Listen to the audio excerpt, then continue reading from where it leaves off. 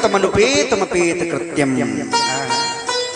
द्वैपायनो विरह कातर आजुहावो, ऐसे सुखदेव जी का वर्णन किया गया है। हम लोग जानते हैं, बड़ी कथा प्रचलित है।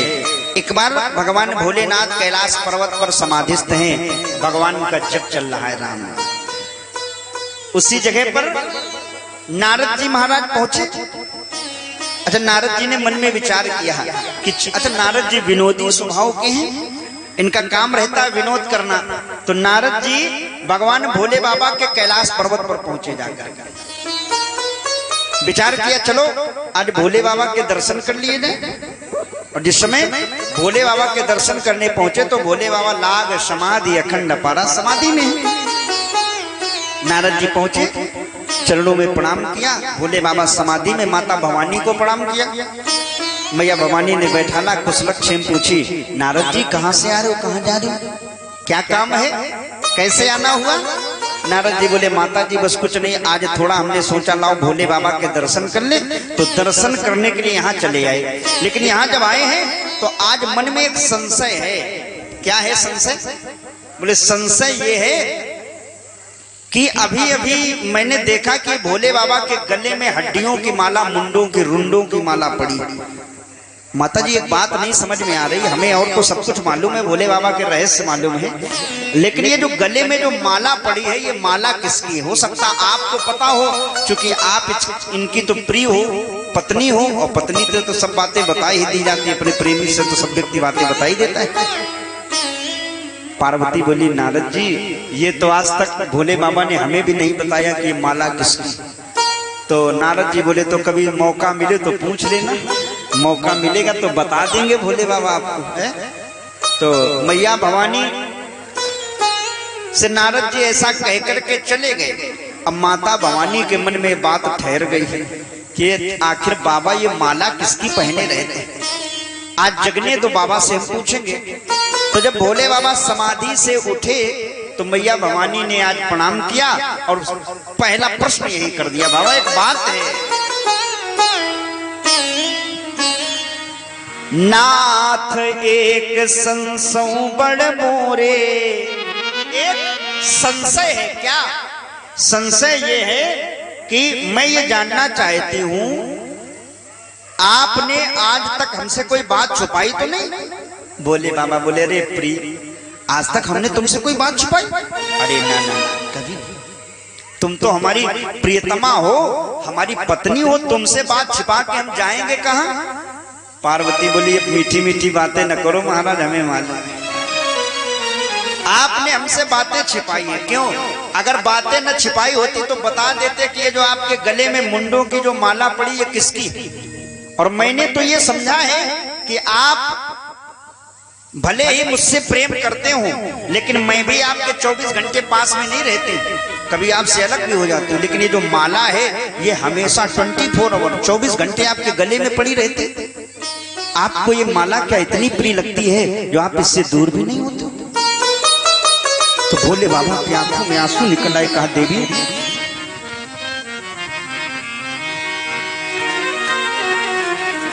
देवी जानना चाहती हूँ पार्वती, ये माला किसकी है?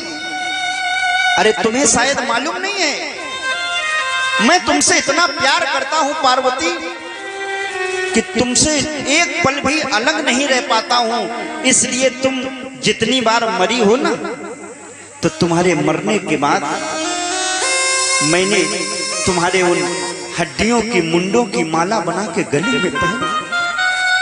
और जिस समय इतना कहा तो पार्वती के आंखों में आंसू भर आए। कहा, बाबा एक बात पूछूं मैं, आप इतने बार मर गए हो और क्या मैं एक बार भी नहीं मरी, ऐसा क्यों? भोले बाबा ने कहा, देवी हम अमर कथा जानते हैं, जिस अमर कथा का प्रभाव है, जो सुनता है, जो कहता है, वो अमर हो जाता है। अमर कथा क्या है? कोई दूसरी कथा नहीं, यही भागवत रूपी अमृत, यही राम कथा रूपी अमृत जो भोले बाबा निरंतर सुनते हैं, निरंतर कहते हैं। सुनने की इच्छा होती तो पहुंच जाते हैं अगस्त महात्मा की कुटिया और सुनाते तो भोले बाबा स्वयं रच महेश निज मानस राखा पाई सो समय शिवा। तो पार्वती ने कहा बाबा हम भी अमर कथा सुने। तो बोले बाबा आज जो हम अमरनाथ दर्शन करने जाते हैं ना, वहीं पर भोले बाबा ने मैया पार्वती को ये अमर कथा सुनाई। तभी तो आज भी अमरनाथ कभी जाना तो अमरनाथ के पत्थरों को कभी रगड़ के देखना, उससे आज भी उस कथा रूपी अमृत का चूर्ण हमें प्राप्त होता है। पत्थरों से आज भी भस्म जैसी निकलती है। कहते ये अमर कथा का ही ये प्रभाव है उसका। उस भस्म का जो तिलक लगाते हैं वो स्वयं शिवम देवम भूतवा देवम यजेत, वो शिव के स्वरूप को माने जाते हैं। देखना पड़ता। मैया भोले बाबा को बैठाला सामने और एक शर्त रखी कि देवी जब हम कथा सुनाएंगे ना तो एक काम तुम्हें करना पड़ेगा। क्या काम? ये करना पड़ेगा कि हम जितनी देर कथा कहेंगे तो उतनी देर तुम्हें होमकारी भरनी पड़ेगी। जैसे हम लोग अपने बाल्यकाल में अपने दादा से अपनी दादी से कहानी सुने होंगे ना, तो रात में लेटते समय जब बच्चों को दादी कहानियां सुनाती थी। आजकल सुनाते हैं नहीं, क्योंकि अब तो बच्चों को टाइम नहीं मोबाइल से, और दादी को कहानियां आती नहीं। हम लोगों ने सुनी तो दादी बाबा हमारे सुनाते थे, कहते थे ये हुआ, एक राजा थे, हम लेटे लेटे कहते थे रानी थी, अब अगर हूं करना बंद तो कहानी बंद। बाबा जान जाते थे सो गया है। कहानी सुनते सुनते, लोरी सुनते सुनते सो जाते। तो भोले बाबा ने ऐसी कथा सुनानी प्रारंभ की, और भोले बाबा कथा जब कहते तो समाधि में होकर के कहते, आंखें बंद, भाव में डूब जाते। और यही तो राम कथा का प्रभाव है। तो भोले बाबा कथा कह रहे हैं, मैया भवानी सामने बैठ के होमगारी भर रही है। प्रसंग बड़ा करुण आया। भगवान कृष्ण ब्रजधाम को छोड़ के मथुरा जा रहे हैं। भगवान श्री राम अयोध्या को छोड़ करके मानो जंगल की ओर जा रहे हैं। और जिस समय ये करुण रस कथा में प्रवाह हुआ तो भोले बाबा तो समाधि में चले गए। आंखों से अश्रु की धारा प्रवाहित होने लगी। और जब करुण भाव आता है तो व्यक्ति के शरीर में ऐसा रोमांच होता है कि माता भवानी भी उस रोमांच में रोमांचित होकर के और इतने भाव विभोर हो गई, उन गूढ़ रहस्यों में डूब गई कि मैया ने भी अपनी सुध बुध खो गई थी। कुछ वक्ता कहते हैं कि मैया पार्वती सो गई। अरे सोई नहीं थी साहब। ये कथा सुलाने का काम नहीं करती है, ये कथा तो जगाने का काम करती है। पार्वती सोई नहीं, पार्वती को भाव समाधि हो गई। और भाव समाधि ऐसी होती है व्यक्ति को सुनाई पड़ता है लेकिन उसके मुंह से कुछ निकलता नहीं है, भाव में डूब। वहीं पर कहते एक तोते का अंडा रखा था। अमर कथा के प्रभाव से वो अंडा फूटा और उससे एक छोटा सा तोते का बच्चा निकला। और तोता मनुष्य की भाषा में बोलता है ना, तो वो वहीं बैठ करके हूं हूं करता रहा। प्रसंग जब बदला, भगवान कृष्ण ने कंस को इधर मार दिया, इधर राजा राम गंगा के पार हुए, मांगी नाव न केवल पार हो गए। तो जैसे प्रसंग बदला ना, भाव वाला प्रसंग जैसे बदला तो भवानी की एकदम समाधि जागृत हुई। कहा बाबा बाबा हम थोड़ा अचरज में हो गई थी, वहीं से कथा सुनाओ जहां राम जी छोड़ के जा रहे थे, वहीं से सुनाओ जहां कन्हैया ब्रजमंडल छोड़ के जा रहे थे। तो भोले बाबा की आंखें खुली। कहा देवी हम तो कथा और आगे तक पहुंचा दिए, तुम कहाँ थी? बोले हम तो समाधि में थे। तो ये हुंकारी कौन भर रहा था? सामने देखा तो वही तोते का बच्चा। बड़ा क्रोध आया कि मेरी आज्ञा के बिना इसने कथा सुन ली। भोले बाबा ने उठाया त्रिशूल, मैं इसको मार दूंगा। त्रिशूल लेकर के दौड़ पड़े। आगे आगे वो तोते का बच्चा और पीछे पीछे भोले बाबा त्रिशूल लेकर के। लेकिन ये परमात्मा का ऐसा चक्रव्यूह कि वो तोते का बच्चा उड़ा अमरनाथ गुफा से और पहुंचा कहां? बद्रीनाथ की ओर। और जहां पर सरस्वती नदी के किनारे सम्यक प्रास नाम का आश्रम है, जहां व्यास जी महाराज रहते हैं। और देखो व्यास जी के दो आश्रम हैं, ध्यान देना। एक आश्रम तो आज वर्तमान में चीन और भारत का अंतिम जो गांव है, जहां से चीन की सीमा शुरू होती है, उस जगह का नाम है माना गांव। माना उस जगह पर व्यास जी का आश्रम बना है, उसका नाम है सम्यक प्रास व्यास गुफा। और दूसरा आश्रम व्यास जी का अपनी यही जमुना जी के किनारे कालपी में लगा हुआ है। और यहाँ से आगे हम लोग पढ़ते ना, कालपी जगह है जहां पर 1857 की लड़ाई में रानी लक्ष्मीबाई ने, अगर इतिहास उठाएंगे हम लोग तो रानी लक्ष्मीबाई ने इन ब्रिटिश हुकूमत वाले अंग्रेजों से लोहा लिया था। यहीं से गुफा खुदवाई थी जो सीधे झांसी के किले में जाकर निकलती थी और वहीं पर व्यास जी का जन्म हुआ था। तो दो स्थल हैं व्यास जी के, एक कालपी और एक भारत चीन का अंतिम गांव माना। तो वहीं पर व्यास जी की पत्नी विदिका मैया अपने बालों को अट्टारिका पर सुखा रही थी। जमुआई आई, वो तोते का बच्चा पेट में चला गया। दरवाजे पर भोले बाबा ने त्रिशूल गाड़ा और कहा, ए व्यास जी हमारा चोर बाहर निकालो। तो व्यास जी हंसे, बोले, वारे भगवान आपके घर में चोरी? भगवान समझ में नहीं आया, चोरी तो उनके घर में होती जिनके यहाँ माल होता है, और आप 3 लोग बस्ती में बसाए, आप बसे वीराने में। आपने 3 लोग बस्ती में बसा दिए, अब आप स्वयं वीराने में बसते हो। क्या आपके घर में चोर होंगे? हमें तो नहीं लगता आपके घर में चोर होंगे। और अगर चोरी की भी तो किसकी की ली? आपके घर में लोटा धोता लंगोटा कुंडी सोटा और तो कुछ है नहीं, बाबा ठहरे आप, काहे की चोरी हो गई? तो भोले बाबा बोले, हमारे यहाँ कथा की चोरी हो गई। तो व्यास जी बोले, महाराज एक काम करो, अपना त्रिशूल उखाड़ो, जल्दी कैलाश पर्वत पहुंचो। क्यों? बोले, कथा की चोरी? अरे कथा होती इसीलिए है कि ज्यादा से ज्यादा लोगों तक पहुंचाई जाए। अरे भाई ये कथा हो रही है, हमारे संत भगवान ने कार्यक्रम यहाँ पर प्रारंभ किया, तो चाहते तो ये अकेले हनुमान जी के मंदिर में हम बैठ जाते, सुन लेते, वो भी सुन लेते, हम भी सुना देते, लेकिन नहीं, ये इतना क्यों व्यवस्था की, इतना बड़ा पंडाल, बैठने की, जल की व्यवस्था, सरबत, तो जाने क्या क्या आज हम लोगों ने देखा। बढ़िया सुंदर रथ घोड़े बग्घी के द्वारा सुंदर नगर भ्रमण किया हम लोगों ने ना, ये क्यों व्यवस्था की गई? साउंड इतने लगाए गए पूरे फफूंद गांव, ये नगर पंचायत में कि हर काने कान तक आवाज पहुंचे। कुछ लोग ऐसे होंगे जो बेचारे शरीर से अस्वस्थ हैं, यहाँ तक नहीं आ सकते हैं, तो वो घर में बैठे बैठे कथा सुन ले। इसीलिए तो की गई कि इसलिए करवाई जाती कथा कि चुपचाप अकेले बैठ के सुन लो ना। कथा तो जितने ज्यादा से ज्यादा कानों तक पहुंचे। और आप कह रहे हो कि आपके यहाँ चोरी हो गई कथा की? अरे बाबा लौट जाओ, भांग ज्यादा खाए हो। भोले बाबा बोले, भैया क्या कह रहे हो? ये कथा कौन कथा? कोई साधारण नहीं है, अमर कथा, जिसको सुनकर के व्यक्ति अमर हो जाता है। तो व्यास जी ने कहा, आपको कथा पे भरोसा नहीं है?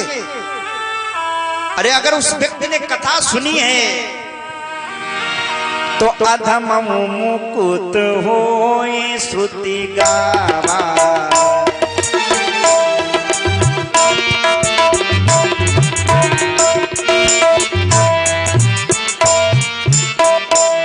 आपको शायद मालूम,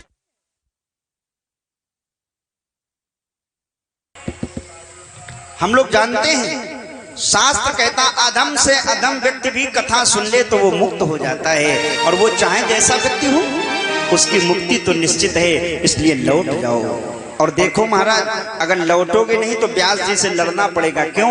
वो हमारे पत्नी के पेट में चला गया है बच्चा, अब माने वो अब हमारा बेटा हो गया है। तो अब अगर आप सोचो कि हमारे बेटे को मार दोगे तो बेटे से लड़ने से पहले पिता से निपटो। भोले बाबा ने सोचा ये भी कोई भगवान की इच्छा है, तो भोले बाबा वापस चले आए इधर। वो व्यास पत्नी के गर्भ में जो बच्चा था ना,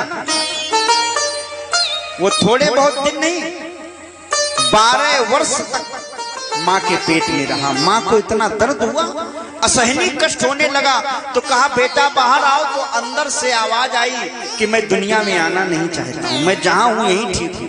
क्योंकि कथा सुन चुका था। किसी ने कहा ऐसा क्यों? बोले मुझे मालूम है अगर मैं दुनिया में गया तो दुनिया का नियम है भूमि परत भाठावर पानी।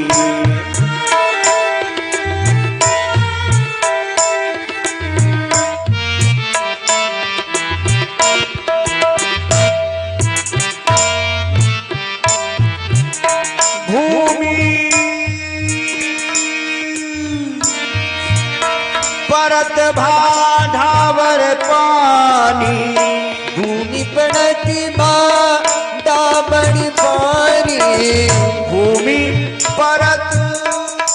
भाढ़ावर पानी, भाढ़ावर पानी, भाढ़ावर पानी, भूमि परत भाढ़ावर पानी, जिम जीवई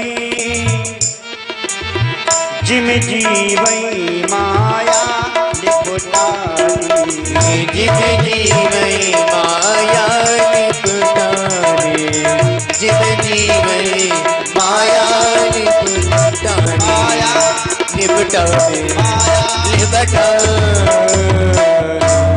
जिम जीवई माया लिपटानी। ये नियम है, जैसे आकाश से जल गिरता है, ध्यान देना, आकाश से जो पानी गिरता है उसका कोई रंग नहीं होता है, स्वच्छ होता है, निर्मल होता है बिल्कुल। और जैसी पृथ्वी होती है वैसा ही रंग हो जाता है। अगर लाल पृथ्वी पर गिरा तो लाल हो जाता है, काली पृथ्वी पर गिरा तो काला हो जाता है, पीली पर गिरा तो पीला, कीचड़ में गिरा तो कीचड़, गंगा जी में गिरा तो गंगा जल बन जाता है। यही तो है ना। ऐसे ही ये जब मनुष्य का शरीर हम लोग जब पैदा होते हैं ना, तो माँ के गर्भ में हम बच्चा बिल्कुल निर्मल होता है, जीव बिल्कुल निर्मल होता है। लेकिन बाहर आते ही जैसा इन्वायरमेंट, जैसा पर्यावरण होता है, जैसा माहौल होता है, जैसा घर के लोग होते हैं, वैसा ही वो बच्चा बन जाता है। तो व्यास जी ने भगवान भोलेनाथ को वापस किया है। 12 वर्षों के बाद बड़ी प्रार्थना की, भगवान से प्रार्थना की। भगवान नारायण ने आकर के बच्चे से गर्भ में कहा, बेटा बाहर आओ। तो उस बेटा ने कहा कि प्रभु मैं बाहर आऊंगा, आपकी माया लपेटे में ले लेगी। तो भगवान ने कहा, बेटा तुम्हें मालूम नहीं है, माया उसको व्याप्त नहीं होती जो माया पति के सहारे हो जाता है। नट कृत विकट कपट खगराया, नट सेवकई न व्यापई माँ, नट सेवकई न व्यापई माया। नट के सेवक को, जैसे आज जमूरा आता है, जादूगर आता, देखना चौराहे चौराहे पे जादू दिखाता, पैसा बनाता है, सर काट देता है, बर्तन बना देता, जाने क्या क्या बनाता है। और हम लोग देख के कहते हो देखो ये क्या कर रहा, सर काट रहा। कभी कभी हम लोग रोने लगते हैं, कभी कभी हंसने लगते हैं जब वो पैसा बनाता है। बताओ ईमानदारी क्या है? क्या जादूगर पैसा सही का बनाता है? केवल माया फैलाता है। और हमारे लोगों को देख के लगता है ये सही बना रहा, अगर सही के पैसे बना ले तो 5-5 रुपए हम लोगों से मांगे नहीं, लेकिन हमको लगता है ये सही का बना रहा है, और जबकि वो सब माया होता है। ऐसे ही परमात्मा हम लोगों को यहाँ भेज दिया है, हम लोग उसी में फंसे पड़े हैं। लेकिन उस जादूगर की माया को देख करके प्रभावित कौन नहीं होता है? जो उसके साथ एक चेला रहता है, उसको कहते जमूरा। वो क्या कहता है? जमूरा ये क्या है? बोले ये है। जमूरा ये क्या? ये है। वो न तो कभी देखना, जादूगर सब करेगा, हम लोग हंसेंगे रोएंगे, लेकिन जमूरा न तो हंसेगा और न कभी रोएगा। क्यों? वो सब जानता है कि हमारे गुरु ये क्या कर रहे हैं। ऐसे ही हम समाज के लोग भगवान की माया में उलझ जाते हैं, रोने हंसने लगते हैं, लेकिन जो भगवान के सहारे मायापति के जो जमूरा बन जाते हैं, जो संत होते हैं, वो कभी भी भगवान की माया से सुख और दुख बिल्कुल सहते रहते हैं। कहते सुख भी मुझे प्यारे हैं, दुख भी मुझे प्यारे। इधर स्थिति बदली, वो बालक का 12 वर्षों के बाद जन्म हुआ। जन्मत ही जग दुख निरखी, नरा लपेटे अंग, भाग चले सुखदेव जी, लगे व्यास जी संग। सर पर नगन नहात तिहि, कीन न शुक्र दुराव। व्यास लखत पट कर गए, सहित स्नेह सुभाव। वो बालक जो उत्पन्न हुआ 12 वर्षों के बाद पैदा हुआ, उसका नारा भी नहीं काटा गया माता जी। और वो नारा उसने ऐसे लिया, कंधे पे डाला और भग खड़ा हुआ जंगल में। अब जरा आप लोग अपने हिसाब से सोचो, आपका पहला बेटा पैदा हो, पहला बच्चा बड़े मन्नतों से बड़े दिन बाद पैदा हो, और वो पैदा होते हुए कहे कि हम बाबा बनेंगे। तो कोई है कोई ऐसा माँ बाप जो बाबा बनने थे? क्यों महाराज? आज की स्थिति में कोई ऐसा माँ बाप समाज में नहीं मिलेगा जो चाहेगा कि हमारा बेटा बाबा बने। हर माँ बाप चाहते हमारा बेटा बाबू बन जाए, पर बाबा एक मात्रा का फर्क है माता जी केवल। बाबू बन जाए पर बाबा।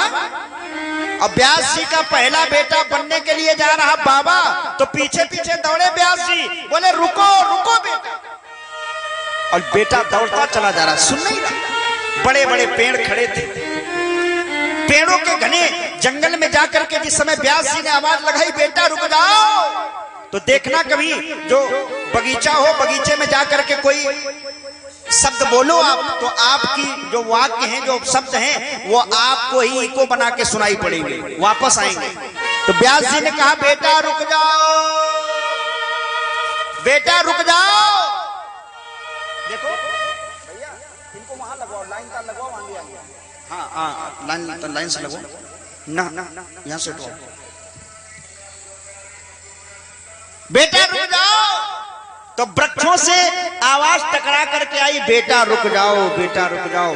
मानो वृक्ष कह रहा हूं, ध्यान देना इस बात पर आप लोग। मानो वृक्ष कह रहे हो कि व्यास जी आपका बेटा जो लोक हित के लिए, समाज हित के लिए, राष्ट्र के कल्याण के लिए जो जा रहा है, और आप उसके लिए आंसू बहा रहे हैं। अरे धन्य होते वो माँ बाप, धन्य है वो माँ बाप। मैं उनको नमन करता हूं व्यासपीठ से, जिनके बेटे समाज के कल्याण के लिए, लोक के कल्याण के लिए, राष्ट्र की सुरक्षा के लिए, राष्ट्र की व्यवस्था के लिए अपने प्राणों का बलिदान कर देते हैं। उनके माँ बाप बड़े फक्र से कहते हैं हमारा बेटा अमर शहीद हो गया, उसने बलिदान दिया।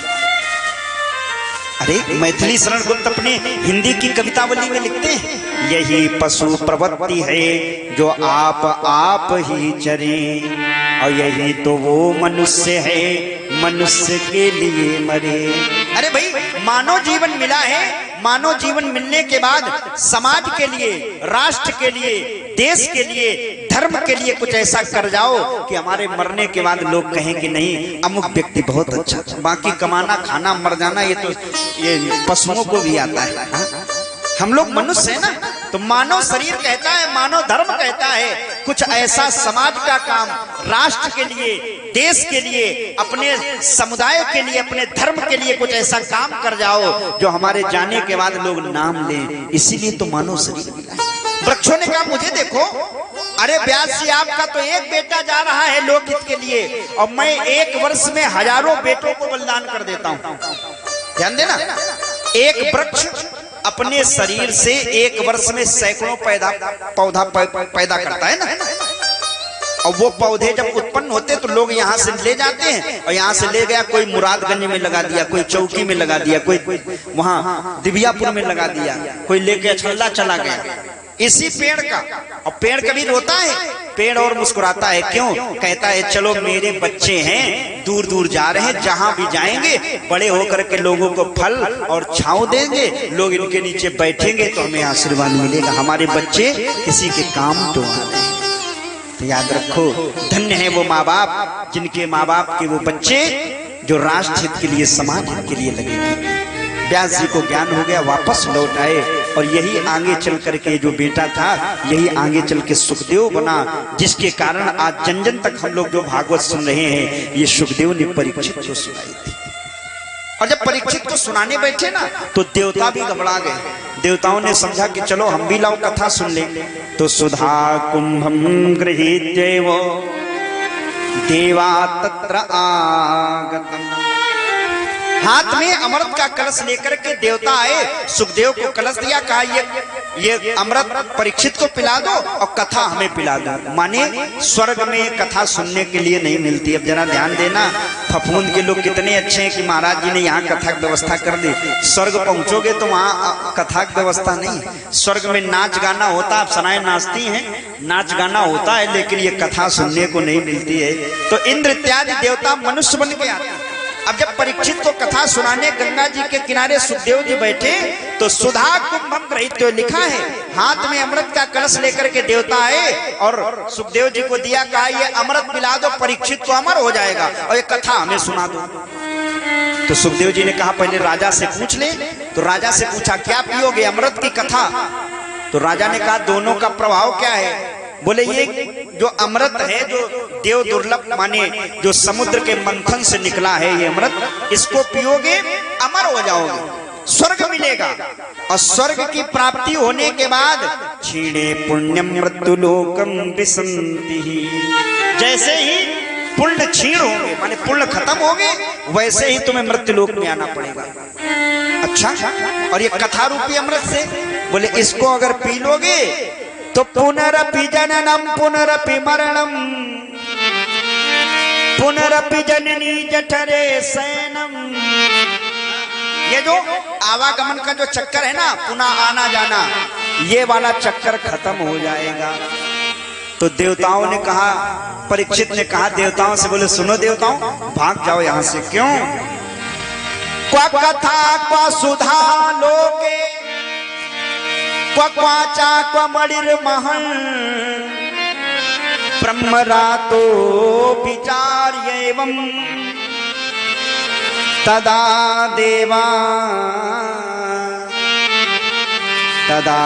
देवास जहां सह। ब्रह्मरातो विचार्य, ब्रह्मा जी ने भी विचार किया, देवताओं को भागना पड़ा अमृत लेकर के, लौट के आए तो ब्रह्मा जी के पास गए और ब्रह्मा जी से कहा हमें इन लोगों ने कथा नहीं पिलाई। तो ब्रह्मा जी ने कहा 7 दिन हो जाने तो देखे कथा कैसी है, सुधा कैसा है। तो 7 दिन जब कथा हो गई ना बंधुओं, तो ऊपर से विमान आया और परीक्षित की मुक्ति हो गई। क्या मुक्ति हो गई? तो ब्रह्मा को भी आश्चर्य हुआ कि काले काले तक्षक नाग ने काटा फिर भी मुक्ति, आखिर कारण क्या है? तो एक तराजू लिया, देखना जरा, और एक तराजू के पल्ले पर सारे उपनिषद वेद पुराण सब रख दिए और एक पल्ले पर भागवत रूपी ग्रंथ रखा। और जब तराजू उठाया ना तो सारे वेद उपनिषद पुराण हल्के पड़ गए, जो भागवत का जिसमें जो ग्रंथ रखा था वो पल्ला नीचे चला गया। अब कहते हैं जिसमें वजन होता है ना वो हमेशा नीचे रहता है। तो ब्रह्मा जी भी चक्कर में पड़ गए और जरा भाव से देखा तो भागवत से भगवान प्रकट हो गए।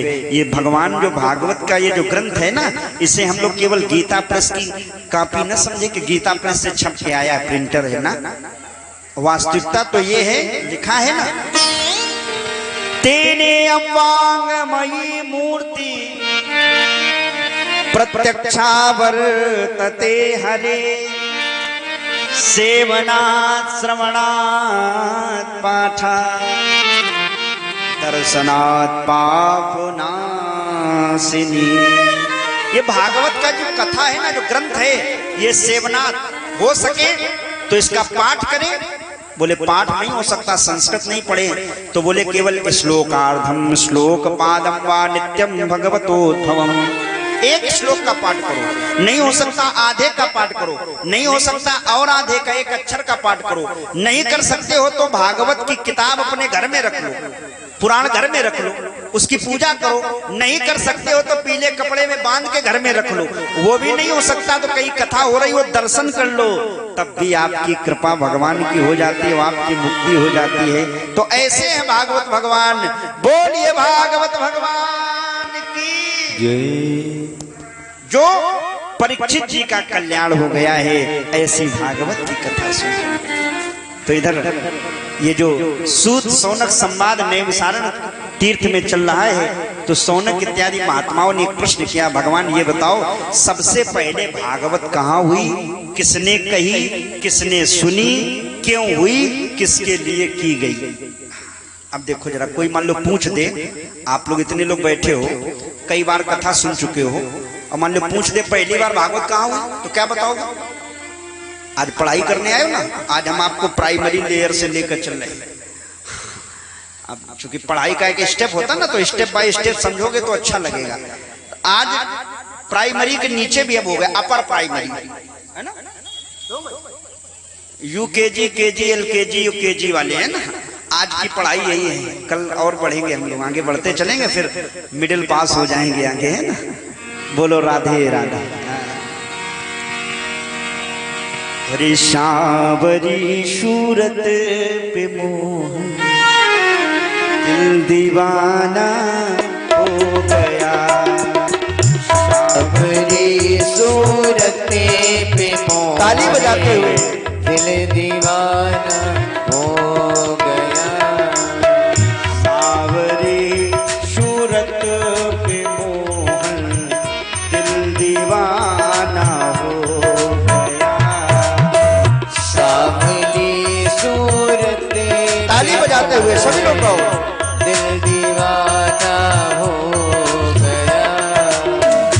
दिल दीवाना हो गया मेरा दिल दीवाना हो गया। दिल दीवाना हो गया मेरा दिल दीवाना हो गया। मोहिनी मूरत पे मोहन मोहिनी मूरत पे मोहन दिल दीवाना हो मोहिनी मूरत पे मोहन दिल दीवाना हो हरि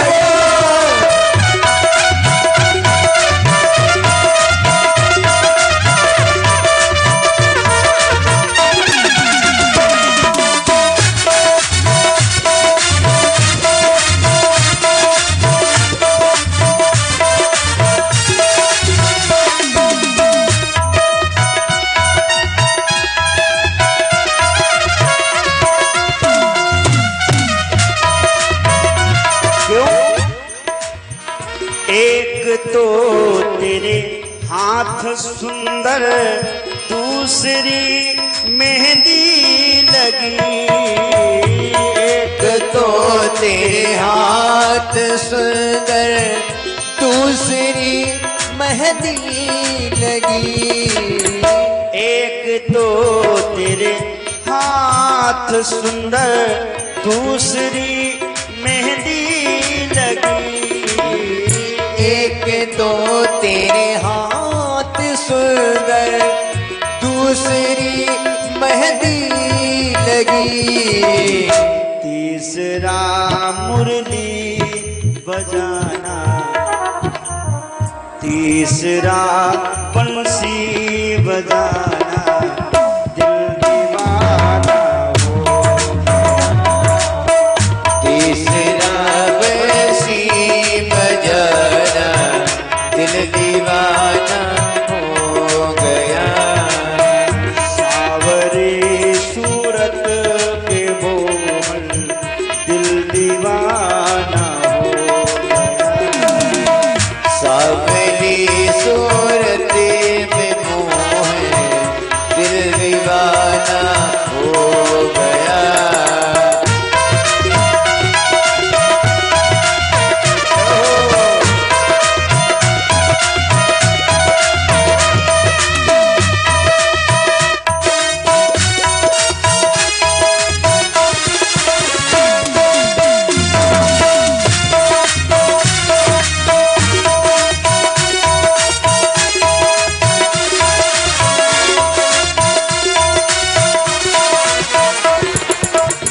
एक तो तेरे होठ पतले दूसरी मेहंदी लगी। एक तो तेरे होठ पतले दूसरी मेहंदी लगी। एक तो तेरे होठ पतले दूसरी लाली लगी। एक तो तेरे होठ पतले दूसरी लाली लगी। तीसरा तेरा मुस्कुराना तीसरा तेरा मुस्कुराना दिल दीवाना हो गया। सावली सूरत पे मोहन दिल दीवाना हो गया। सावली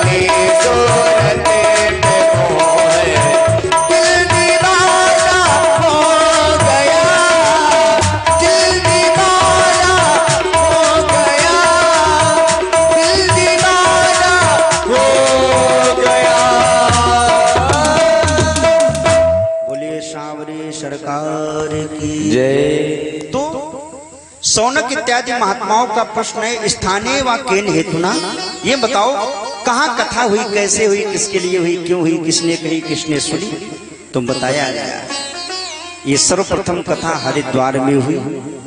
नारद जी ने सुनी, सनक सनंदन सनातन और सनत कुमार चारों भाइयों ने कथा कही और भक्ति ज्ञान वैराग्य के दुख को दूर करने के लिए कथा करवाई गई।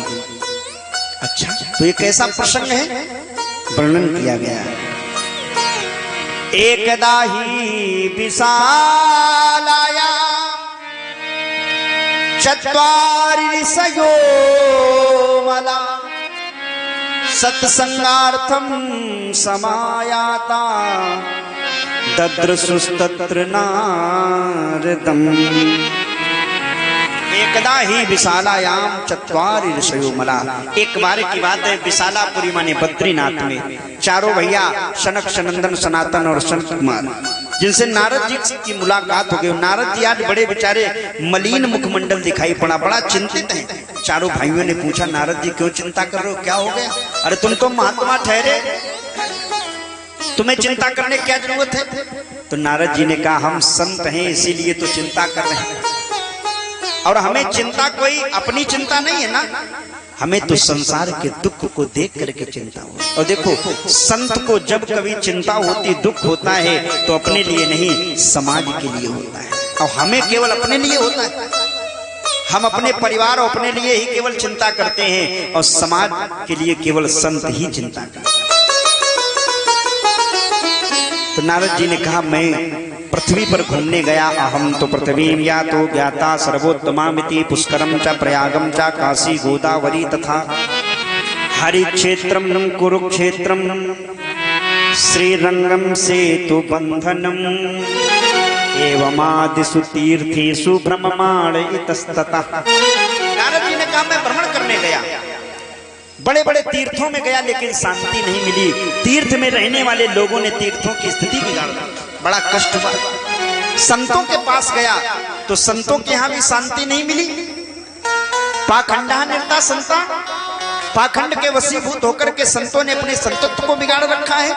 तो मैं गृहस्थों के यहाँ गया कि चलो, गृहस्थ धर्म का पालन करने वाले उनके यहाँ शांति होगी, सबसे बड़ा धर्म है गृहस्थ धर्म, लेकिन वहां भी शांति नहीं मिली। क्यों? कन्या विक्रयणो लोभा दंपति नाम च कलकनम। आज गृहस्थ धर्म वालों के यहाँ, हम लोग परिवार से जुड़े हैं ना, आप लोगों के लिए इशारा है, आप लोग थोड़ा ध्यान से सुनिएगा। गृहस्थ धर्म का जो लोग पालन कर रहे हैं, उनके घर में भी शांति नहीं। क्यों? बोले आए दिन झगड़ा मचा है, गृह कलह चल रही, जिसके कारण दंपति में कलह हो रही। दंपति नाम च कलकनम।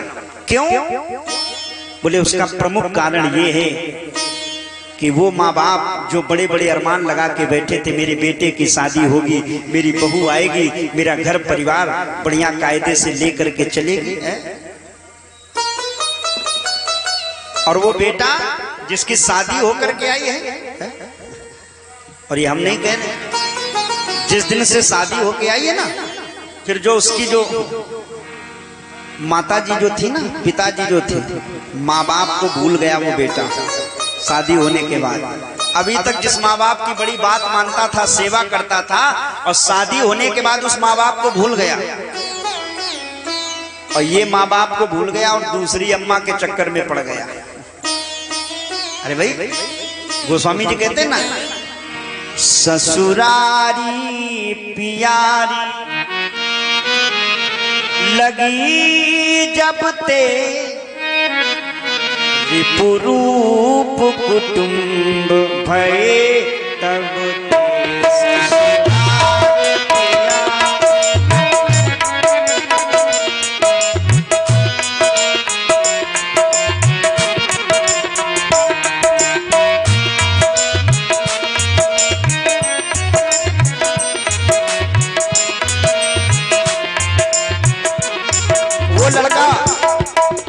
तब माँ बाप की बड़ी बात मानता था, जिस दिन से ससुराल गया है ना, ससुरारी प्यारी लगी जब ते रिपुरूप कुटुंब भय तब ते, रूप कुटुंब भय तब ते, रूप कुटुंब भय तब ते।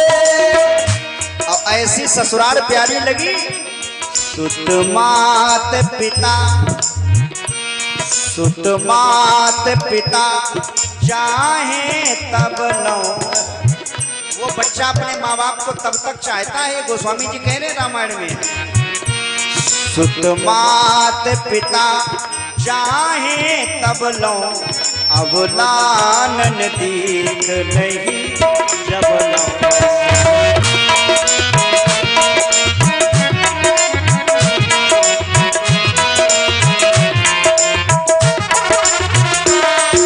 मात पिता चाहे तब लो, अब लानन दीख नहीं जब लो। वो बेटा माँ बाप की कब तक सेवा करता है, जब तक दूसरी अम्मा नहीं मिली। जहां उस दिन से आई श्रीमती जी, फिर तो नाचे नर मरकट की नहीं। जिसे बंदर को बंदरिया नचाती है ना, वैसे नाचने लगता व्यक्ति। अरे भाई देख लेना, अपने आप से अनुभव करना आप। क्यों? अब वो बेटा अपने भाई से परामर्श नहीं लेता, श्याल को बुद्धिदायक। अब वो अपने भाई से परामर्श नहीं, और वो परामर्श किससे ले रहा? बोले श्याल को बुद्धिदायक।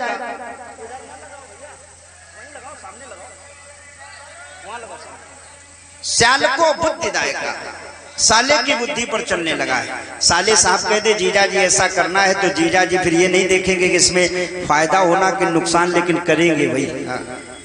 भाई की बात नहीं मानी जाती। हालात जब ये देखे बड़ा कष्ट हुआ नारद जी को। क्यों? बोले कन्या विकीर्णो लोभा।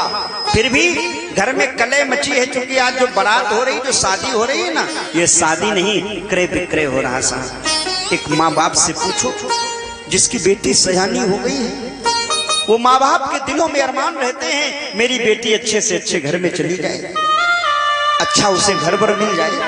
और प्रत्येक माँ बाप यहाँ जो बैठे होंगे वो जानते हैं, हर माँ बाप का ये इरादा रहता है मेरी बेटी अच्छे घर में चली जाए।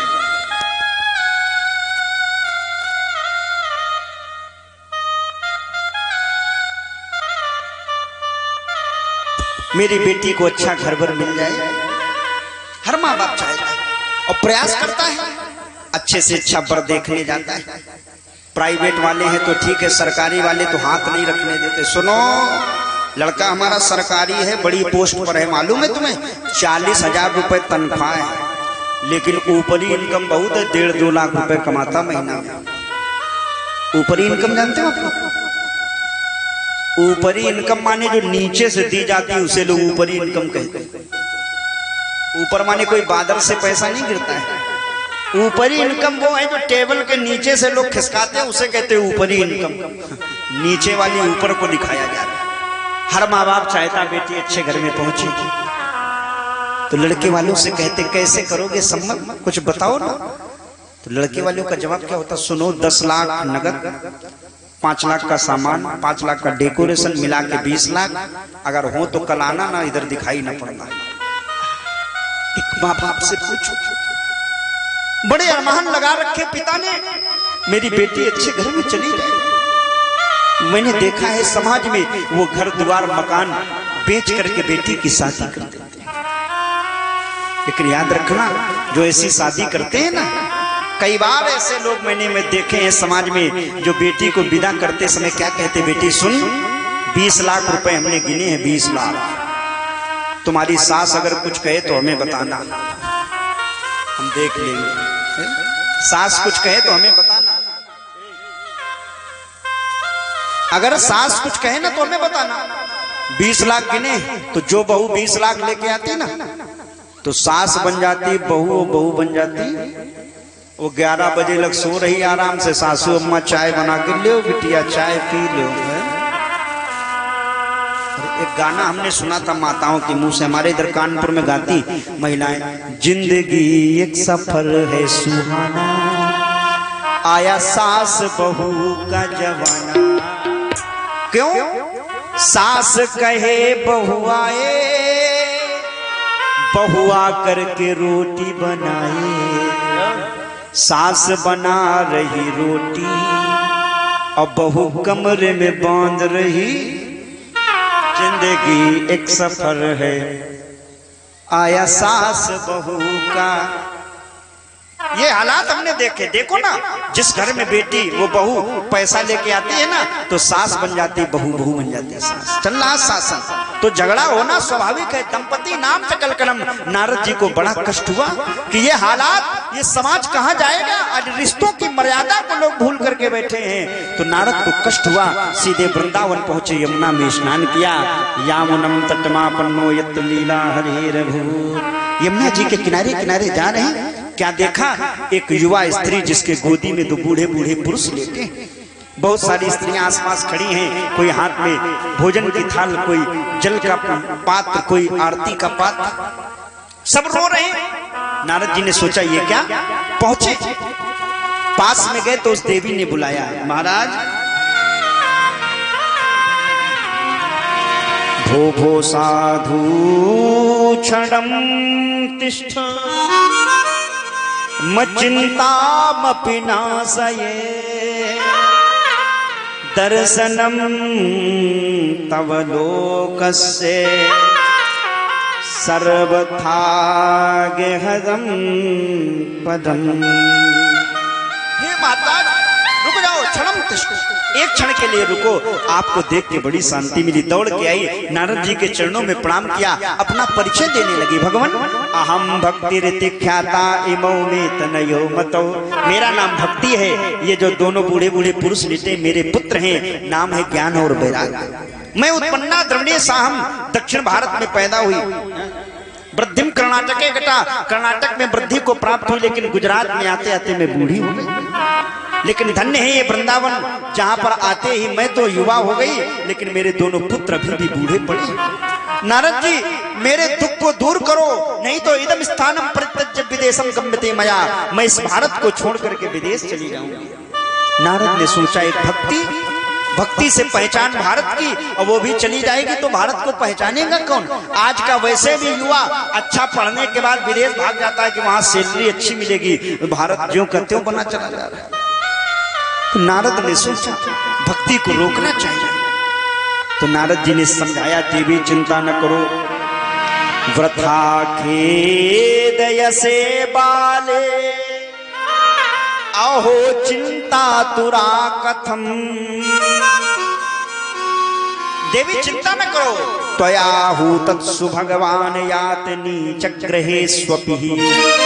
आप क्यों चिंता कर रही हो बाले, आप तो भगवान गोविंद का ध्यान करो, दुख तो आपके स्वयं ही दूर हो जाएंगे। क्यों, वो गोविंद जो सबकी रक्षा करता है, वो तुम्हारे भी दुख को जरूर देगा। क्यों, तुम आ गई हो ना वृंदावन, और ये धन्य है वृंदावन, जहां आते ही तुम युवा हो गई, तुम्हारे बच्चे बूढ़े हैं, तो क्या हुआ, इन पर भी गोविंद कृपा करेंगे। मैं तो आई वृंदावन धाम, मैं तो आई वृंदावन धाम, किशोरी तेरे चरणन में। मैं तो आई वृंदावन धाम, किशोरी तेरे चरणन में, किशोरी तेरे चरणन में, श्री राधे तेरे चरणन में, किशोरी तेरे चरणन। ताली बजाते हुए, हो राधे तेरे चरणन में। मैं तो आई वृंदावन धाम, किशोरी तेरे चरणन में। मैं तो आई वृंदावन धाम, किशोरी तेरे चरणन में।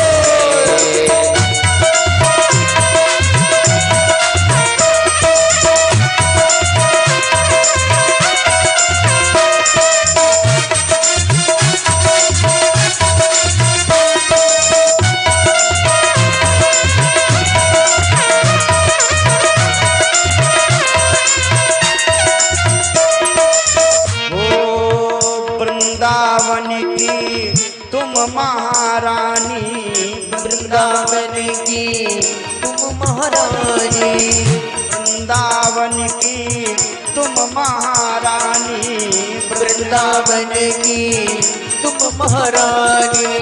भक्ति जहाँ भरती है पानी, भक्ति जहाँ भरती है पानी, भक्ति जहाँ भरती है पानी, भक्ति जहाँ भरती है पानी। तेरे चरण दामा में चारों धाम, राधे तेरे चरण दबावे चारों धाम, किशोरी तेरे चरण दबा में चारों धाम, किशोरी तेरे चरण में आई वृंदावन धाम, किशोरी तेरे चरण में।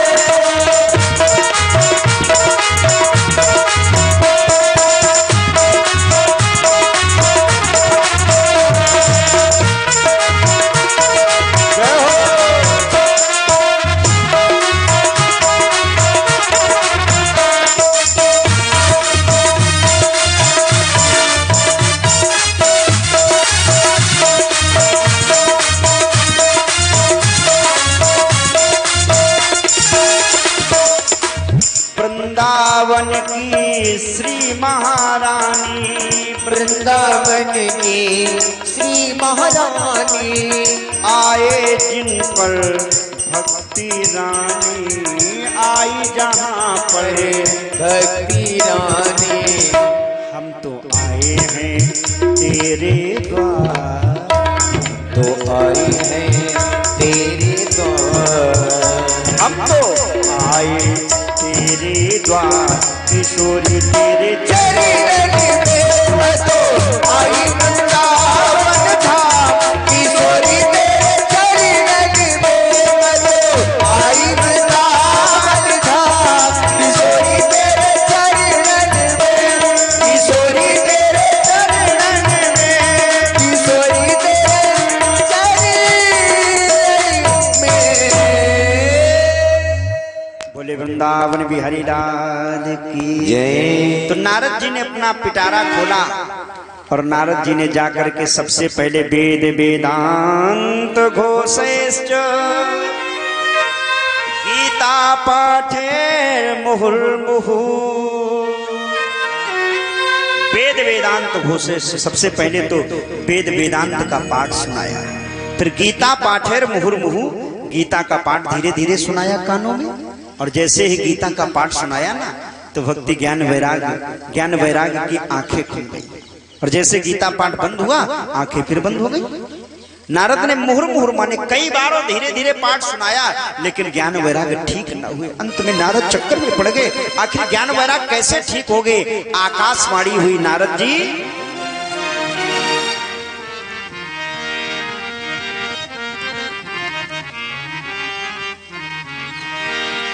सत्कर्म स्यूचको न्यूनम ज्ञान यज्ञो स्मृति बुधई। नारद जी सत्कर्म स्यूचको न्यूनम, सत्कर्म करो, और जब सत्कर्म करोगे ना तो ज्ञान वैराग भक्ति का दुख दूर हो जाएगा। नारद ने कहा अभी तक क्या हम अधर्म कर रहे थे, ये भी तो सत्कर्म है। अरे हम गीता सुना रहे थे, वेद वेदांत सुना रहे थे, ये सत्कर्म नहीं है। बोले नहीं नहीं ये सत्कर्म तो है, लेकिन वो सत्कर्म इससे भी बढ़कर के है जो कोई संत बतावेगा।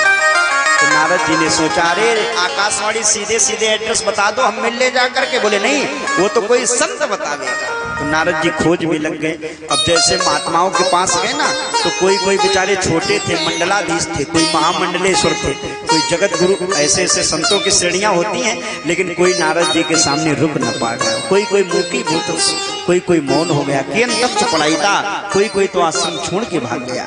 अंत में नारद जी ने सोचा तपस्या करेंगे, तपस्या से शक्ति अर्जित करके ज्ञान वैराग का दुख दूर करेंगे, भक्ति का दुख दूर करेंगे। तो बद्रीनाथ में तपस्या करने जा रहे थे, चारों भैयाओं से मुलाकात हो गई। चारों भैयाओं ने कहा नारद जी बस इतनी बड़ी समस्या, इसके लिए मुंह लटकाए हो? अरे ये तो चुटकी में सॉल्व हो जाएगी समस्या। देखो रोगी बहुत बीमार हो, अच्छा डॉक्टर होगा तो ऐसे ही कहेगा अरे तुम तो भी ठीक हो जाओगे, आधा अपने आप ठीक हो जाएगा। चारों भैयाओं ने कहा नारद जी तुम्हारे भक्ति ज्ञान वैराग को चाहिए क्या? सत्कर्म। उसके लिए सबसे बड़ा सत्कर्म है श्रीमद् भागवत की कथा, अगर वो सुना दी जाए तो उनका दुख दूर हो जाएगा। नारद जी ने कहा ये कैसे मान लें, अभी तो हमने वेद वेदांत सुनाए और वेदों का ही फल है भागवत। जब वृक्ष से फायदा नहीं तो फल से कैसे फायदा मिलेगा। चारों भैया बोले कभी आम खाया है? बोले हाँ। ये बताओ कोई आम का स्वाद कैसा होता? बोला मीठा। और कोई कहे आम न खाओ, जिस पेड़ से आम पैदा हुआ उसके पत्ते खाओ। पैदा तो इसी से हुआ है, लेकिन जो स्वाद आम में है वो पत्तों में, जड़ में, फल में नहीं, तने में नहीं, वो तो फल में ही स्वाद है। समझ गए? इधर भागवत की कथा कैसे हो, कहाँ हो, तो उसके लिए जगह चुनी गई हरिद्वार।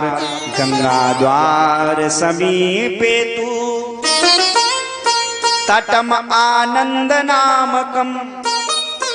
आनंद नाम का तट है गंगा जी के किनारे, जहाँ बैठने के लिए समुचित बालू है, छांव के लिए बढ़िया घने वृक्ष हैं, पीने के लिए गंगा मैया जल प्रवाहित हो रही है।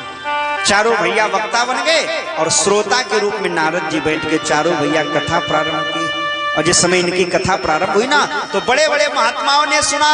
अत्रि वशिष्ठ वनस्य गौतमो मेधातिथिर्देवल देवरातौ रामस्तथा गादिसुतस्य साकलो मृकंड पुत्रात्रिज पिप्पलादा योगेश्वरो व्यास पराशरौ चा छाया सुकौ जाजल जन्म मुख्या सर्वेप्यमि मुनिगणः सा पुत्र शिष्या स्वस्त्रीभिरायुरति प्रणयेन युक्तः।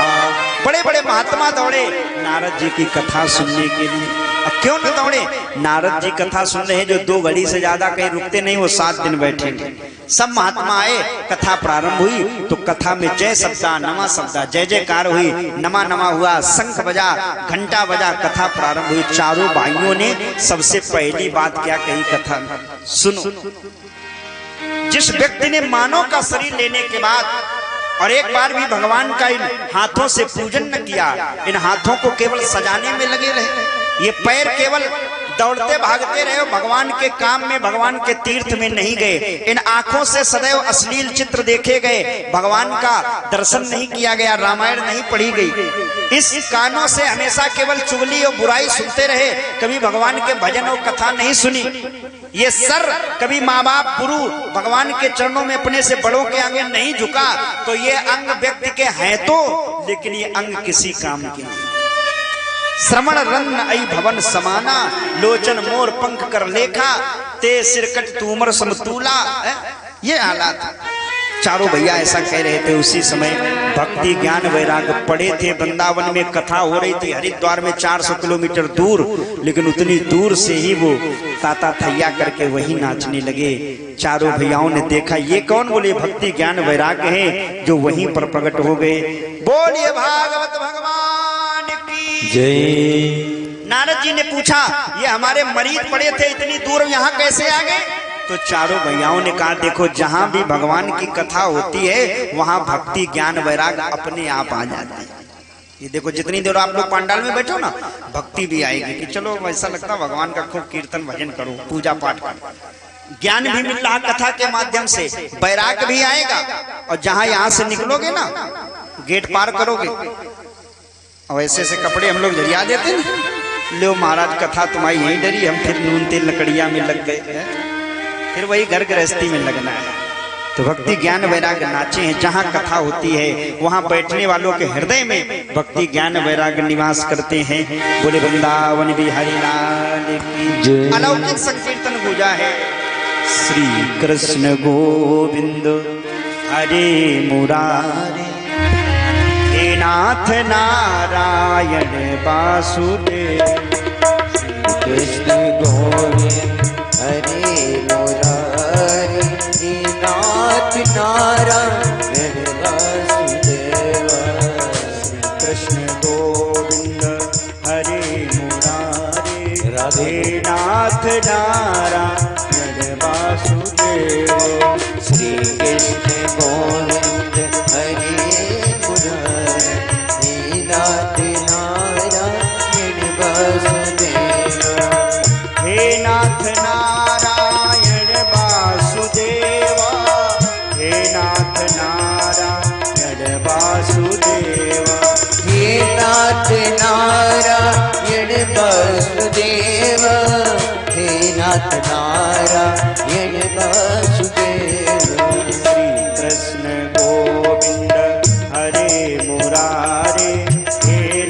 नारायण वासुदेव। श्री कृष्ण गोविंद हरे मुरारी नाथ नारायण वासुदेव। ताली बजाते हुए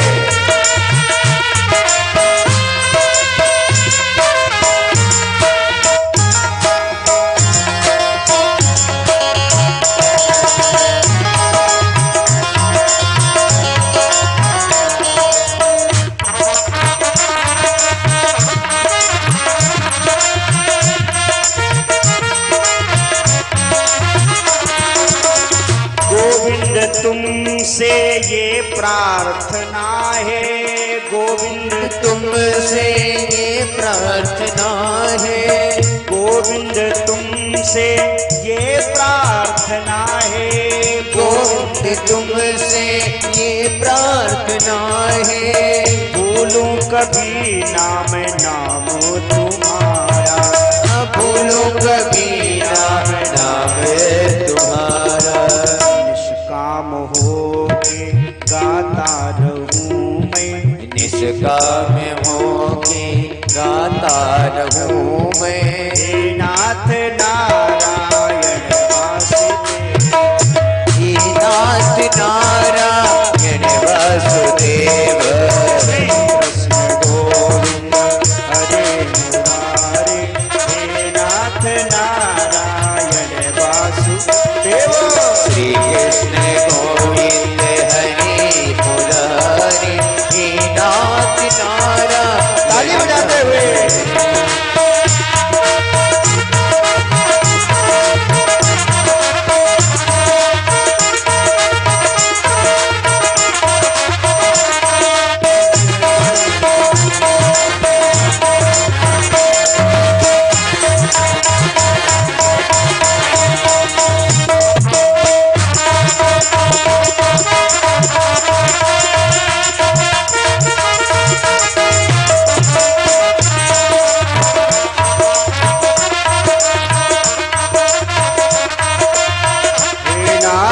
नारायण वासुदेव, हे नाथ नारायण वासुदेव। श्री कृष्ण गोविंद हरे मुरारे, हे नाथ नारायण वासुदेव, हे नाथ नारायण वासुदेव।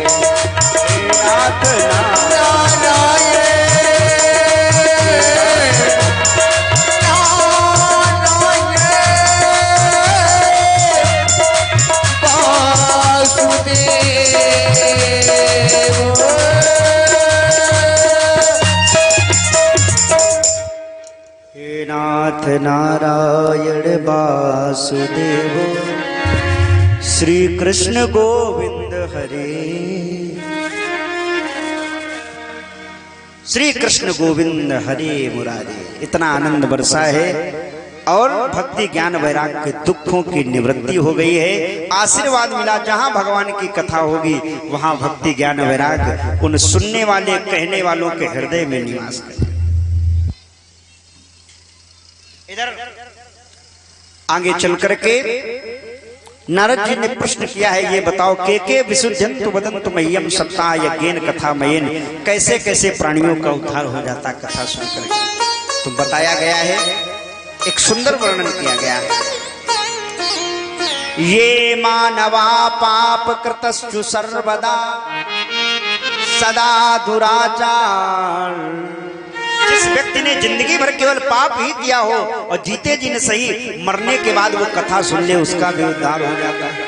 किसी ने कहा ऐसा कोई प्रमाण है? बोले हाँ, आत्मदेवा पुरे तस्मिन् सर्व वेद विशारदा स्त्रोतस्मार्ते सुनिस्मातो द्वितीय इव भास्करः। आत्मदेव नाम के पंडित जी हैं जो उत्तम नगर नाम के गांव में रहते हैं। बहुत अच्छे पंडित हैं, बड़े त्रिकालक की संध्या करने वाले हैं। द्वितीय भास्कर, ऐसा तेज है जैसे दूसरे सूर्य हो। लेकिन जितने अच्छे पंडित जी हैं पत्नी उतनी ही गड़बड़ है। और देखो बड़े भाग्यशाली होते जिनका जोड़ा अच्छा होता है। पत्नी बहुत अच्छी है, पति गड़बड़ है तो भी रथ चलने वाला नहीं है, और पति अच्छा पत्नी गड़बड़ है तो भी रथ चलने वाला। ये दोनों पहिया है ना, एक पहिया गड़बड़ तो रथ चल नहीं सकता, गाड़ी पंचर है। तो आत्मदेव बहुत अच्छे भगवान का पूजा भजन करते हैं, लेकिन इनकी जो पत्नी है उसका नाम है धुंधुली। क्या नाम है? अब वो उतनी ही धुंधुली। माने अगर पंडित जी कह दें कि देवी हमें भोजन ले आओ, भूख लगी तो पानी लेके आते हैं, पानी पियो भोजन बाद में। प्यास लगे कि देवी जल पिला दो, तो वो भोजन लेके आती, पहले भोजन करो बाद में पानी। माने उल्टा चलती जाती है। मुरादगंज बताती है भी आगे गिल गांव तक गई थी, वहां थोड़ा मार्केट करनी थी, वो यहीं मुरादगंज के आगे तक। ये हालात हमेशा अपोजिट उल्टी चलने वाली। और रहीमदास कहते हैं इसी बात को, कहो रहीम कैसे निभे एर बेर को संग, अवे डोले रस आपने उनके फाटे अंग। हालात बिगड़ जाते ना। पति जी कह रहे हैं चलो भगवान की पूजा कर ली जाए, अगरबत्ती लगा दे, पत्नी बोली हमारा भी सीरियल आ रहा है, कहाँ चलने वाला मानो, बिगड़ जाएगा। और यही स्थिति हुई। धुंधुली जो है वो उल्टे स्वभाव वाली है। आत्मदेव कहते हैं देवी चलो भगवान की पूजा कर लो, तो वो अपने बातों में लग जाती है, हमें भी मोहल्ले की पूरी जानकारी लेनी है। आत्मदेव फिर भी उस जीवन को जी रहे, चलो कोई बात नहीं, हमने अगले जन्म में कोई पाप किए होंगे जो ऐसी पत्नी मिली है, इस जन्म में इसको निभा लो, अगले जन्म अच्छा होगा, ऐसा मान करके, कर्म को मान करके आत्मदेव अपनी जिंदगी को जी रहे। लेकिन एक जीवन में दुख है। और देखो कितना भी व्यक्ति धनवान बलवान जनवान क्यों ना हो जाए, लेकिन कोई ना कोई दुख उसे जरूर होगा। और दुख है केवल 4 प्रकार के, नोट कर लेना आप लोग, 4 प्रकार के दुख। और उन 4 प्रकार के दुखों में हमको भी लगा होगा, आपको भी लगा होगा, और दुनिया में जितने लोग हैं कोई ना कोई दुख जरूर लिए बैठे। कौन कौन दुख है? वासुदेव जरा कष्टम कष्टम निर्धन जीवनम, पुत्र शोक महाकष्टम, कष्टात् कष्टरिति क्षुधा। वासुदेव जरा कष्टम, पहला जो दुख है वो है बुढ़ापे का। काहे का? बुढ़ापा आ जाए तो फिर देखना अपने हाथ पैर काम नहीं देते हैं। ये घर परिवार वाले तो मुंह घुमाने लगते हैं। नाकों से बहेगा नाला, लाठी से पड़ेगा पाला, आंखों पर तनेगा जाला, जरा जिंदगानी। बुढ़ापे में दुख, खड़े खड़े वस्त्रों में करोगे मलमूत्र त्याग, अब पड़े पड़े थूकते रहोगे पीकदानी में। भक्ति क्या करोगे जब शक्ति ना रहेगी कुछ, राम नाम लेने की तेरी बंद। इसीलिए संत कहते हैं भोगों से वियोग कर, प्रभु से ही योग कर, और भजन अगर करना है तो कर लो जवानी। बुढ़ापे का कष्ट पहला कष्ट है। बुढ़ापा आता है तो शरीर इंद्रियां सब शिथिल हो जाती हैं, बातें कुबातें हमारे परिवार वाले कहते चुपचाप सुनना पड़ता। क्यों? ताकत नहीं है ना शरीर में, सामर्थ्य खत्म। पहला दुख है, और ये नहीं आया तो दूसरा दुख आ सकता है।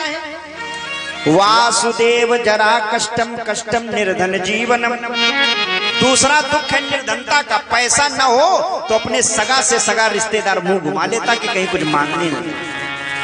बनी के सहरे पर लाखों निसार होते हैं, बनी के सहरे पर लाखों निसार होते हैं, और बनी जब बिगड़ती है तो दुश्मन 1000 होते हैं। तो दूसरा कष्ट है धन का, पैसा न हो। तीसरा कष्ट है पुत्र शोक महाकष्टम। तीसरा जो दुख है ना ये पुत्र शोक है। और पुत्र शोक माने हो तो भी दुख और ना हो। भाई एक कहावत कही जाती है अपने यहाँ, का धन संचय पूत सपूत, का धन संचय पूत। अगर हो तो भी परेशानी, ना हो तो भी परेशानी। ना हो तो जाने कितने पत्थर, जाने कितने वैद्य हकीम डॉक्टरों को हम लोग जाके मिन्नतें मांगते कि भैया एक लड़का हो जाए। जिनके हो जाते हैं उनसे पूछो, वो कहते हैं भगवान ऐसे बढ़िया तो ना हो तो ठीक है।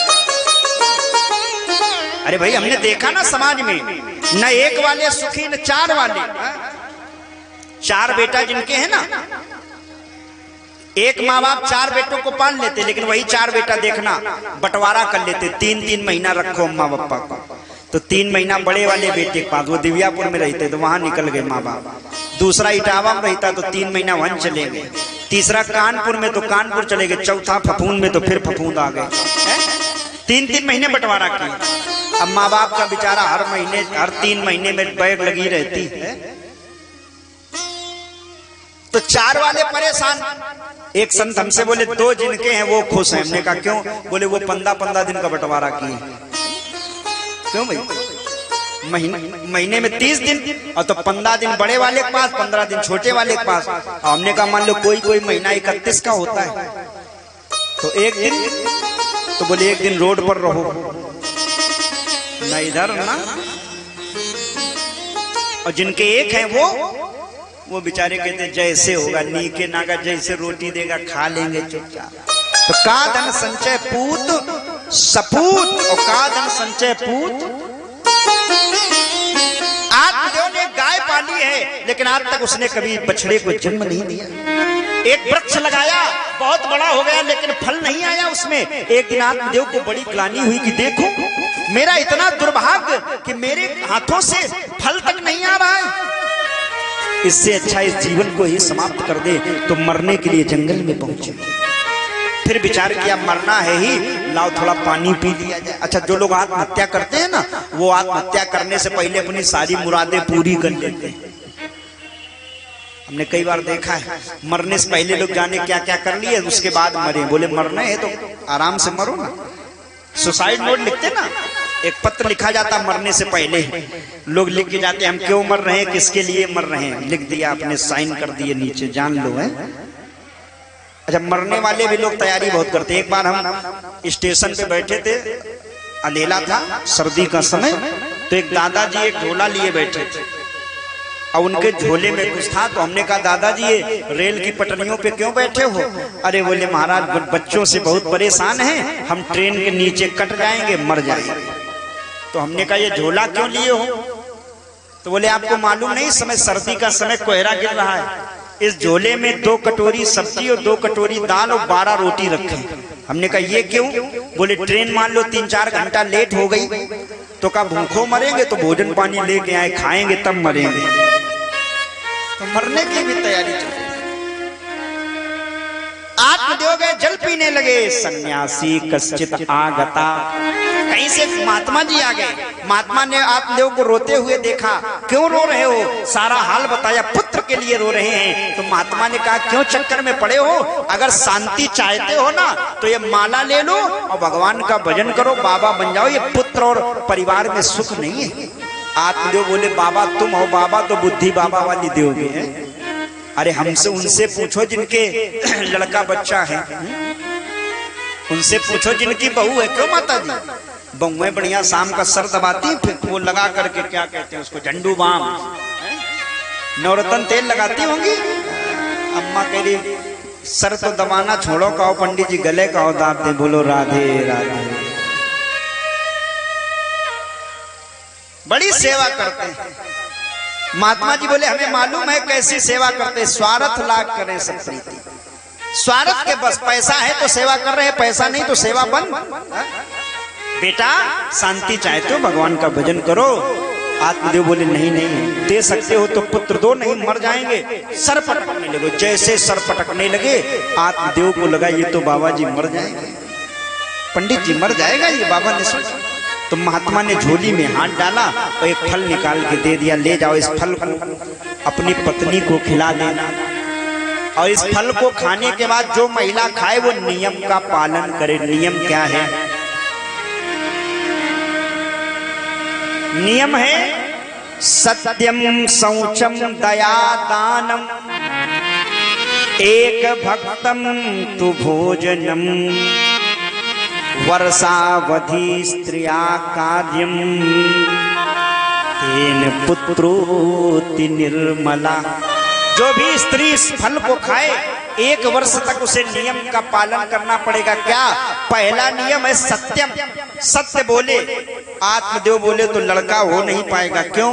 बोले हमें याद है शादी के 20 साल हो गए, आज तक हमारी श्रीमती जी कभी सही बोली नहीं।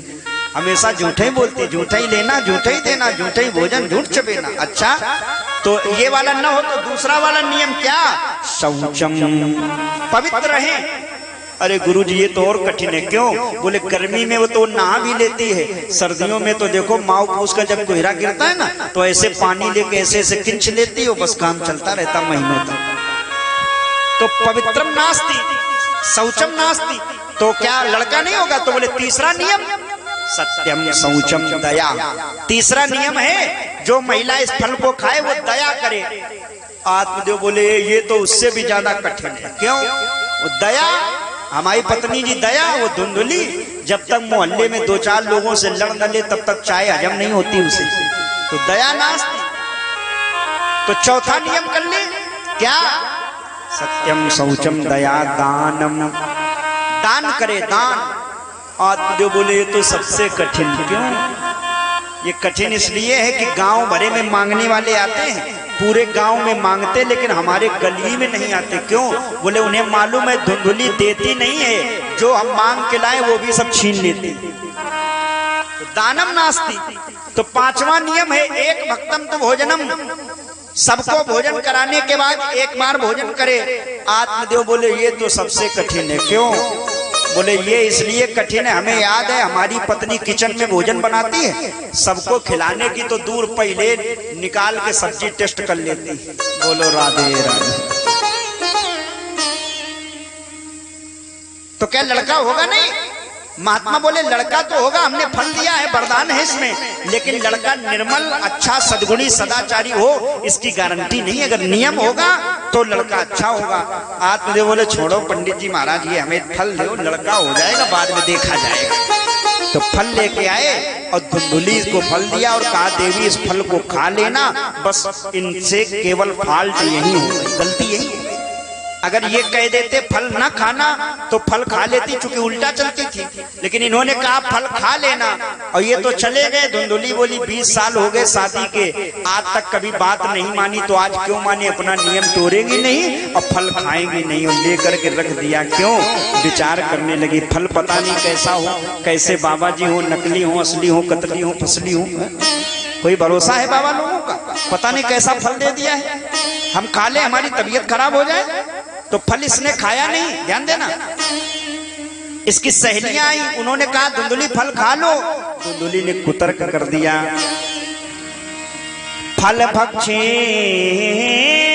गर्भा स्यादि गर्भिणोदर वृद्धिता स्वल्प भक्षम ततो शक्तिर् देह कार्यम कथम भवे। देवी हमने सुना है फल भक्षेण गर्भा, फल खाएंगे गर्भ आएगा, उदर वृद्धि, हमारा उदर बड़ा हो जाएगा, तो स्वल्प भक्षम हम कम खा पाएंगी, कम खा पाएंगे तो घर का काम कौन करेगा? तो सहेलियों ने कहा तुम्हारी 5-5 ननद हैं और जब तुम्हारे लड़का होगा तो ननद आएंगी जरूर काजल लगाने, तो उन्हें कुछ देना पड़ेगा नेक निछावर। तो उससे पहले हर महीना एक ननद का बुलाओ, घर का रगड़ के काम करवाओ, चला टाइम को दक्षिणा दो, सोच दो मजदूरी दे रही। तो धुंधुली ने कहा ननांदा संगरेश तदा, हमारी जो ननद है वो ननद नहीं बड़ी चुट्टिन है, हम तो पड़ी होंगी एक कमरे में अलग लिए लड़का, और वो हमारा तब तक घर की सब गृहस्थी बांध ले जाएंगी, तो ऐसा फल हम काहे खाएं जो गृहस्थी बर्बाद हो जाए, शरीर भी जाएगा, सुंदरता भी चली जाएगी बच्चे को जन्म देते समय, और घर की व्यवस्था व्यवस्थित हो जाएगी। तो ऐसे फल को हम नहीं खाएंगे, चूंकि मैंने जाना है फल लागत बांस सुखाए गयो, और फल लागत कदली काटी गई। बांस के पौधे में फल आ जाए तो वो काट दिया जाता है, देखना सूख जाता है बांस का पौधा, कदली के पौधे में फल आ जाए तो काट ली जाता, नीचे से काट दिया जाता है। तो फल लागत बांस सुखाए गयो, फल लागत कदली काटी गई, फल लागत बेल सुखाए गई, और फल लागत बीछी की जान गई। बेलदार पौधे हो, जैसे इस समय तरबूज और खरबूजे की बेल देखना, जैसे जैसे आगे फल फरेंगे पीछे से बेल सूखने लगेगी। बिच्छू अपने बच्चे को जब जन्म देती है ना, तो जन्म नहीं देती, उसके जो बच्चे होते पेट में वो बिच्छू को ही खा जाते हैं और उसका पेट फाड़ के पैदा हो जाते, बिच्छू मर जाती है और बच्चे पैदा हो जाते हैं। तो फल लागत बीछी जान गई, फल लागत बैस्या मलिन भई, अब फल लागत बाघिन बेकाम भई, ये छै कि हम देख दशा, फल खाए नहीं भयभीत भई। इन 6 लोगों की हमने दशा देखी, मैंने फल खाया नहीं, फल रख दिया, उसने खाया नहीं। इसकी बहन थी धुंधुली की, उसी गांव में रहती थी, वो आ गई, उससे अदला बदली हो गई कि काम करो, फल खिला दो गाय को, और हमारे 3 महीने का गर्भ है, समय आने पर ये पैदा होगा, हम तुम्हें दे देंगे, हमारे पति को कुछ धन दे देना। ये बात हो गई और वही हुआ। समय आने पर इसकी बहन के लड़का हुआ, रात रात में धुंधुली के पास पहुंचाया गया पैसे दे करके काम। इधर 3 महीने बीते, त्रिमासे निर्गते चाथ सधेनु सुसवेर भकम, सर्वांग सुंदरम दिव्यम निर्मलम कनक प्रभम। 3 महीने बीतने के बाद गाय के भी एक बछड़ा हुआ, बछड़ा नहीं, सारा शरीर मानव जैसा और कान जो थे गाय जैसे, तो वो बछड़ा नहीं, वो मानव ही मानव पैदा हुआ। आत्मदेव ने उसको अपने पीताम्बर से साफ किया। लोगों ने कहा धन्य है आत्मदेव, देखो जरा भाग्य, अभी तक बच्चे हुए नहीं तो हुए नहीं, होना शुरू हुए तो पशुओं के भी बच्चे होने लगे। उसका नाम गोकर्ण रखा गया है और धुंधुली ने अपने बेटे का नाम धुंधकारी रखा है। एक ही घर में रहते हैं, एक ही जैसे कपड़े पहनते हैं, एक ही पिता की देखरेख में पाले जा रहे हैं, एक ही विद्यालय में पढ़ने जाते हैं, एक जैसा भोजन करते हैं, एक ही चारपाई में सोते हैं, लेकिन दोनों का संग अलग है तो रंग ऐसा लगा है। गोकर्ण तो सत्संगी है, जहाँ कथा भागवत गीता बड़े बुजुर्गों के पास बैठना, संतों के पास बैठना, अच्छी अच्छी बातें सीखते हैं। और धुंधकारी जुआनियों के पास, शराबियों के पास, कबाबियों के पास, वैश्यालय, मदिरालय, ये सब करता है। लिखा है ना, गोकर्णा पंडितो ज्ञानी धुंधकारी महाखला। गोकर्ण जी तो बड़े पंडित और ज्ञानी हैं, धुंधकारी बहुत बड़ा खल है। इधर समय बीता, धुंधकारी घर में जितना धन था धीरे धीरे धीरे धीरे चुरा चुरा के ले गया और जाकर के जुए में हार आया। एक दिन अपने पिता के पास आया, कहा पिताजी लाओ पैसा लाओ। पिताजी बोले अब धन है नहीं, तो जो भगवान रखे थे ठाकुर जी अष्ट धातु की मूर्ति, सोने चांदी के बर्तन, वो सब छीन लिए, लेकर के चला। आत्मदेव को बड़ा रोना आ गया कि देखो जिस संतान के लिए मैंने कितने प्रयास किए, आज वो हमें गालियां देकर के चला गया। गोकर्ण ने समझाया, पिताजी देहे स्थिमांस रुधिरे विमतिम त्यजत्वम जाया सुता दुषु सदा ममतां विमुंचु। पिताजी क्यों चिंता कर रहे, छोड़ो ये सब घर परिवार। देहस्तमान सुरुधिरे, ये जो जब शरीर जो हड्डियों से, मांस से, रुधिर से जो मिलकर के बना, जिसे अपना अपना कह रहे हो, ये भी अपना नहीं है, ये सब छोड़ो, त्यागो आशा।